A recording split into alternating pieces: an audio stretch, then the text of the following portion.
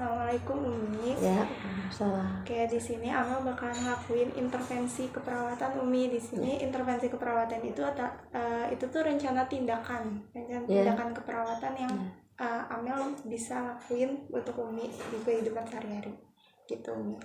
Di sini kan kemarin masalah Umi tuh ansietas ya Umi. Ansietas itu tuh kayak kecemasan gitu Umi. Jadi di sini Amel bakalan ngajarin Umi teknik biar Umi gak cemas lagi. Jadi kalau misalnya Umi cemas, Umi bisa lakuin teknik itu gitu. Alhamdulillah. Ya Umi, jadi kita mulai ya Umi. Nanti duduk senyaman mungkin aja. Terus habis itu pejamkan mata Umi. Pejamkan mata. Terus tarik nafas dalam hitungan 4. Ayo Umi bareng-bareng sama aku ya. Sekarang. Semangat. 1, tarik nafas ya Umi. 1, 2, 3, 4. Ditahan Umi 3 detik. 1, 2, 3. Terus lanjut dikeluarkan pelan-pelan. 1, 2, 3, 4. Ya, Umi bisa lakuin itu nanti kalau Umi cemas. Terima kasih banget. Iya Umi, sama-sama. Ada solusinya juga ya. Betul. Umi juga gimana ya, kalau obat-obatan secara fisik ya gitu kan, istilah udah numpuk banget tuh ya. Kadang-kadang enak, kadang-kadang kamu lagi sakit gitu kan. Jadi tidak sepenuhnya untuk penyembuhan ya, cuma perda aja gitu. Tapi juga dianjurkan oleh dokter supaya istilahnya yang bilang traumanya, takutnya kan nanti kan Umi kena mental juga ya. Kalau dapat masalah misalkan yang cukup berat buat Umi, sedangkan Umi kan kondisinya kan lemah ya gitu. Jadi Umi juga dianjurkan untuk konsultasi ke psikiater juga gitu. Nanti misalkan itu mah akan obat cemas kalau susah tidur aja gitu. Kalau susah tidur kami mimpi buruk yang menakutkan ya gitu. Jadi Umi kalau udah mulai ngerasa kayak gitu ke psikiater gitu ya? Ya psikiater. Kamu juga dikasih sama dokter. Tapi sama Umi minum alhamdulillah bisa tidur gitu. Ya. Oke, selanjutnya itu Umi kan Umi tuh kemarin tuh bilang ke Amel kalau misalnya Umi tuh khawatir sama masa depan AA yang itu mungkin Umi sama AA bisa ngediskusin gimana baiknya jalannya gitu. Kayak kan AA bentar lagi mau lulus ya Umi, atau sudah lulus? Sebenarnya itu tinggal sejengkal lagi lah gitu ya. Skripsinya udah selesai gitu. Tapi kenapa nggak mau sidang gitu, itu aja. Nggak mau sidang. Jadi ya suami ditanya apa alasannya, kayaknya dia menyimpan sesuatu yang mungkin dapat shock sama dia gitu kan. Makanya sampai kapanpun dia tidak mau menginjakkan kaki ke UPI. Sampai segitu ngomong sok terus terang kata Umi, apa saja yang terjadi sama kamu sampai segitunya gitu. Sebenarnya dia menyimpan sesuatu yang cukup jadi trauma di sini ya. Jadi kayak ada sesuatu nggak tahu dari pihak dosen ya kita, kayaknya ada omongan yang nggak enak gitu kan. Sebenarnya anak Umi kan orangnya kayak begitu kan, sensi banget. Kalau ada dia dapat omongan bicara yang gak enak, dia cepat emosi juga gitu. Tapi tidak terbuka sama Umi juga. Tapi dia tidak berani mengungkapkan. Gitu. Iya. Tapi masih suka ngobrol sama Umi kayak masalah-masalah yang di kampus gitu. Gimana ya? Susah. Karena dia kayaknya ya ada semacam trauma gitu kan. Tapi dia tidak bisa mengungkapkannya ke orang lain gitu kan. Meskipun sih dia soalnya udah. Tapi kayaknya ada sesuatu pembicaraan yang membuat hati si A sakit kayaknya. Oh gitu.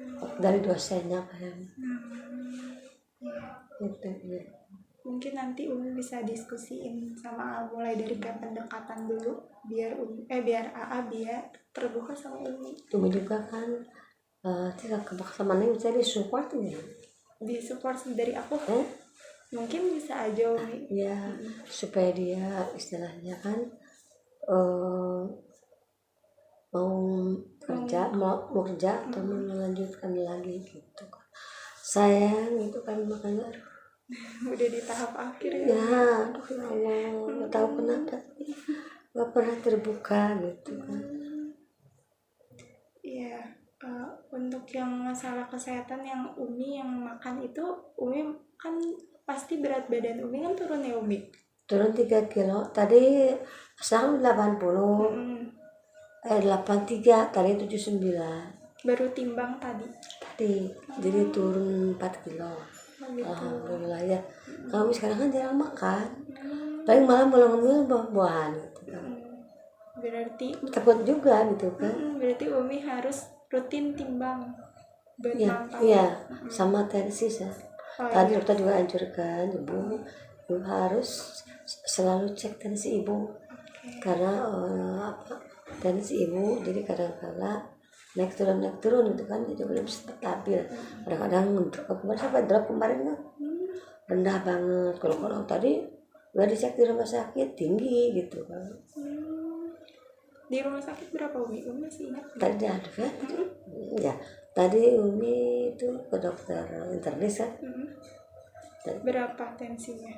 Tadi 160 kalau nggak salah. Wow, lebih tinggi lagi. Tapi Umi pusing di situ? Ya. Pusing? Sedikit lah. Sedikit. Ya. Pusing cuman ya. Masih bisa kekontrol sama Umi? Bisa, tapi kan nggak pakai roda. Itu kan, tapi karena Uminya takut sesak ya. Karena kecapean jalan bolak-balik jauh sesak. Dan juga sama dokter tadi pakai kursi roda aja.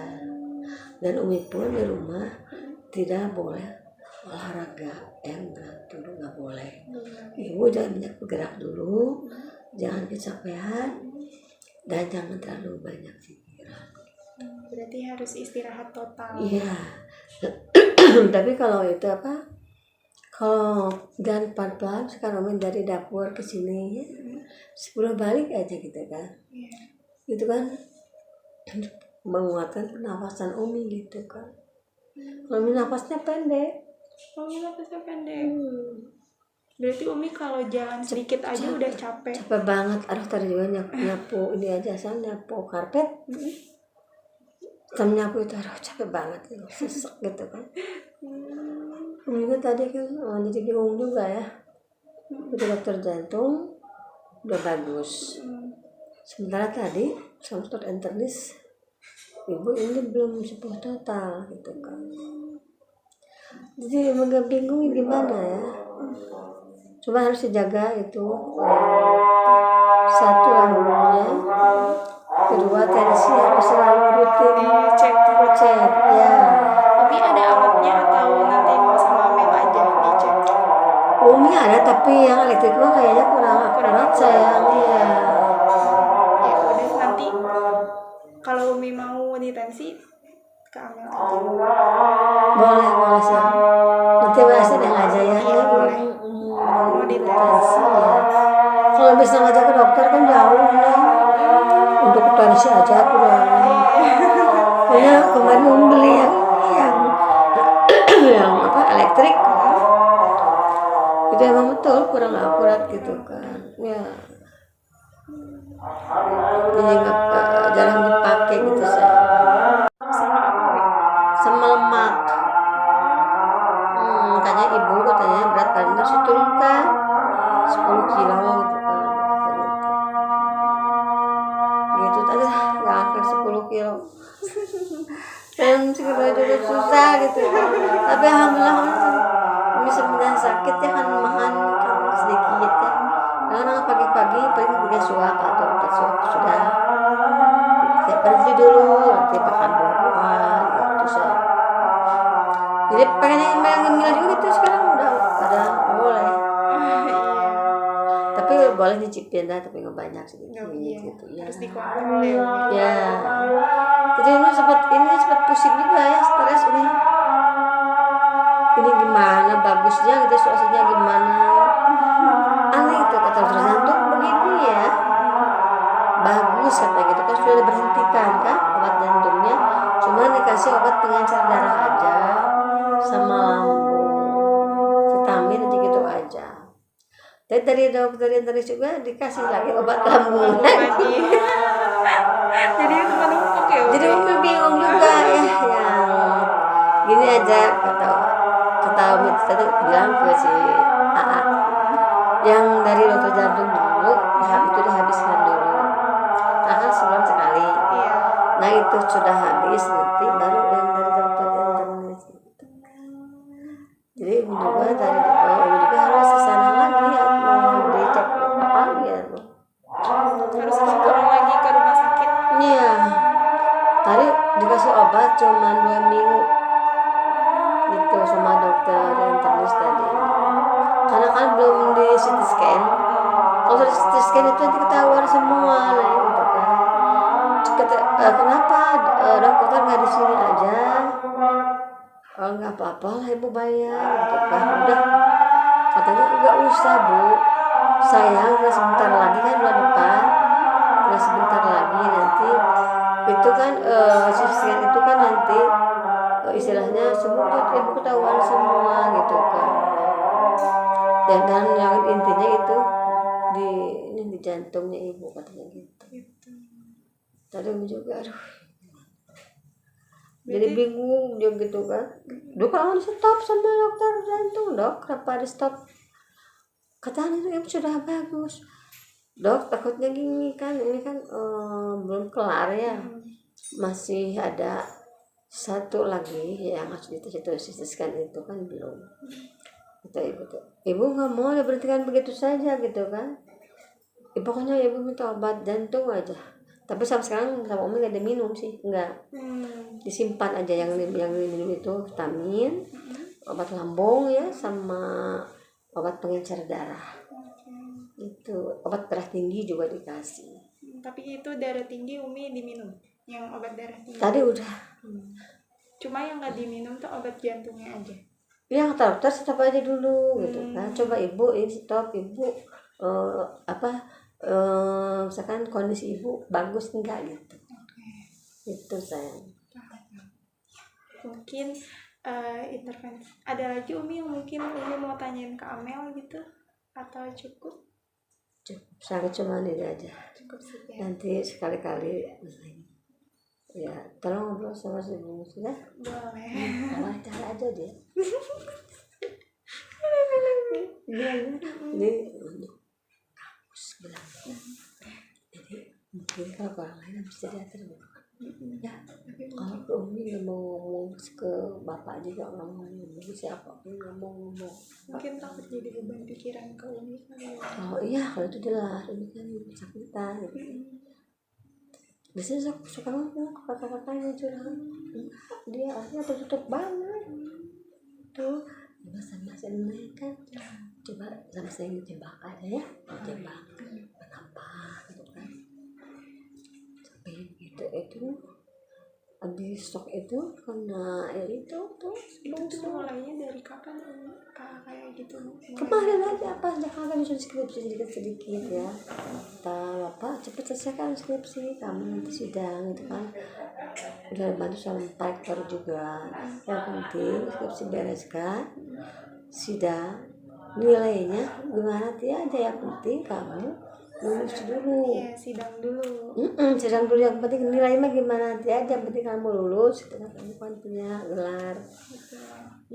Gak mau namanya, aduh pusing juga kepikiran gitu kan. Masalah rupanya udah nggak ada gitu kan. Tapi AA mau kerja nggak Umi? Siapa? AA mau kerja nggak? Mau nanti katanya. Sekarang kemarin udah interview kemarin tapi belum ada panggilan. Oh gitu. Iya, dari perusahaan itu belum jelas. Nah sekarang kan lagi beginilah semua perusahaan sekarang pada bangkrut ya. Betul. Perekonomian kita sekarang lagi hancur gitu kan ya. Terus karyawan-karyawan yang senior-senior itu kan karena hancur perusahaan pada pecat kan, pengangguran banyak. Iya, dipangkas-pangkas. Nah itu banyak yang jualan pasar baru juga kan biasanya sekarang sudah enggak ada gitu kan. Nggak tahu dipindahkan kemana ya. Kasihan juga kan, dia juga akan punya keluarga yang masih harus makan, biaya anak-anak sekolah gitu ya. Nah itu kan juga Umi kesal juga sama dia